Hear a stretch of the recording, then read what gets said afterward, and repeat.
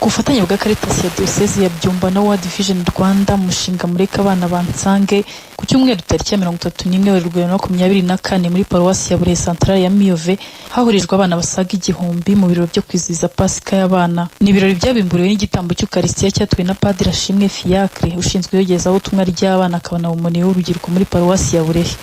Aganira na Radio Murara Rwanda yavuze ko bashyira imbaraga mu iyogezabutumwa ry'abana hagamijwe kubafasha gukura mu Bukristo ndetse bakabaho batunganiye Imana n'umuryango. Dukeneye umwana ufite uburere, dukeneye umwana ufite ubumenyi, dukeneye umwana ufite imyitwarire mizima kuko niwe Rwanda rw'ejo, niwe Kiliziya y'ejo. Ubwo rero tubigisha dushingiye ku ijambo ry'Imana, Bibiliya, ijambo ry'Imana, Bibiliya ntagatifu.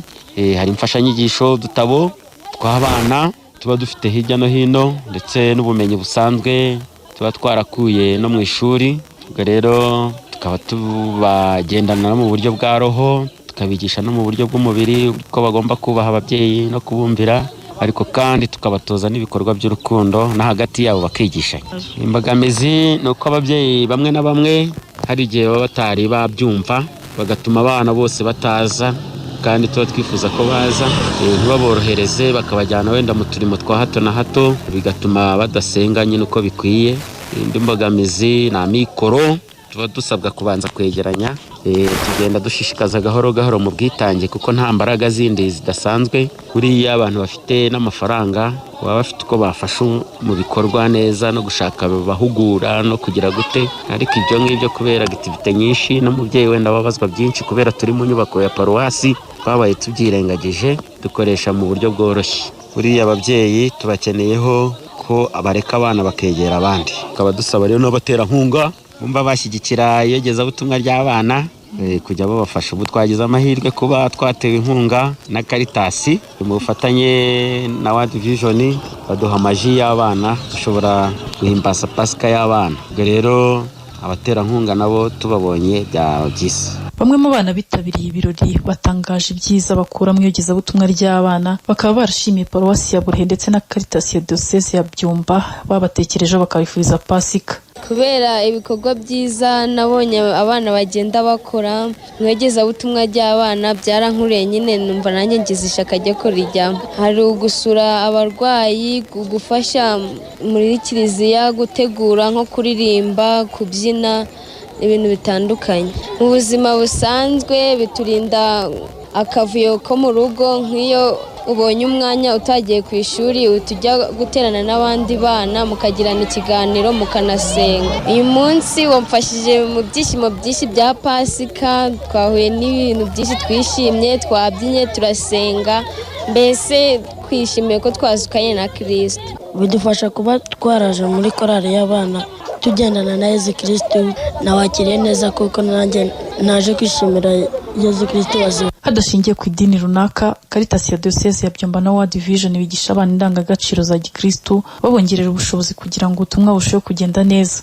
Umuyobozi wa Caritas ya Diocese ya Byumba, Padiri Augustin Nzabonimana, avuga ko hamaze kugaragara impinduka kuko abana bahuzwa bakishima ndetse ko bigishwa no gusoma Bibiliya. Caritas ya Diocese ya Byumba yatangiye gahunda yo kongerera ubushobozi abana n'urubyiruko, ariko cyane cyane tubakangurira tubigisha n'indangagaciro za Gikristo kugira ngo bakure bifitemo umuco, umutima w'urukundo, bazi Imana, bazi Yezu Kristo, bamukunda, bamwamamaza. Ibyo dukora rero imbere na mbere ni uguhuza abana tukabongerera ubushobozi, tugahugura ababyeyi mu buryo bwo kwigisha abana indangagaciro zishingiye ku Ivanjiri, ku Bukristo, ndetse no kugira urugo rwiza, urugo umwana akuriramo yisanzuriramo, urugo rwa Gikristo.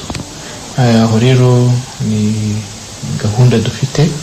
Ibindi dukora rero tugenda dutanga imfashanyigisho, tukadukorana cyane na komisiyo y'amashuri muri Diocese, aho duhugura abarimu bigisha religion kugira ngo bakurikire abana mu mashuri, tukabaha ndetse n'imfashanyigisho n'ibindi bakenera byafasha abana. Ahandi dukora na komisiyo ya katechese nayo kugira ngo babana mu biruhuko mu gihe bari kwiga mu bibeho, nabo duhugura abakatechiste, tukanabaha n'ibikoresho n'ibitabo bakoresha ari by'abakatechiste ndetse n'ibikoresho by'abanyeshuri. ibindi rero twatangiye gahunda abana kubatoza gusoma ijambo ry'Imana, gukunda ijambo ry'Imana, twabahaye za Bibiliya, dushyiraho n'amaklebs y'abana mu mashuri yo gusoma Bibiliya. Ubusanzwe iyogezabutumwa ry'abana muri diyosezi ya Byumba ryibanda ku bihe bine ari by'igihe cya Noheli cyitwa Tuvukane na Kristo, igihe bari mu mashuri cyitwa Twigane na Kristo, igihe cy'ibiruhuko cyitwa Turuhukane na Kristo, ndetse n'igihe cya Pasika biziza Pasika y'abana Tuzukane na Kristo.